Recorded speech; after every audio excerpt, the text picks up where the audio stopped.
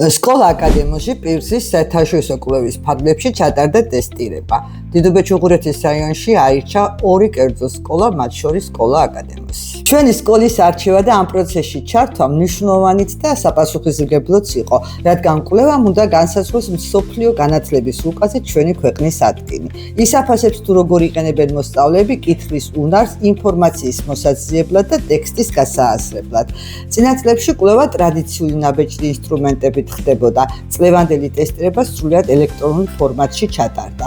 წელს პირველად შეფასდება მოსწავლეების ციფრული ნავიგაციის უნარები. მე წინასწარ ვიცოდი ტესტირებას კომპიუტერში გავაკეთებდით. მე ამ დღეს მოუთმენლად ველოდებოდი. ჩემთვის ეს ძალიან სახალისო იყო და საინტერესო. სხვადასხვა ვებგვერდებზე გადავდიოდი, ინფორმაციას ვიძიებდი. ყველაზე მეტად ერთი საინტერესო ისტორია მომეწონა, სადაც პერსონაჟები ერთმანეთს ეხმარებოდნენ. კიდევ ბევრი ახალი რამ გავიგე ბუნებაზე, რაზეც არც კი მიფიქრია. როდესაც ტექსტს კარგად ვფიქრდები, იქ ისეთ საიდუმლოებსა და საინტერესო ამბებს აღმოაჩენ ხოლმე და ერთი შეხედვით არ ჩანს. თან ეს სწავლა უფრო საინტერესოა. თან ეს გვეხმარება ცხოვრებაში, რადგან სწორად გადაწყვეტილებების მიღებას, სხვების აზრის გაგებას და ჩვენი შეხედულებების სწორად გამოთქმაში გვეხმარება. ტესტირებაზე ნამდვილი დეტექტივით ვიყავი.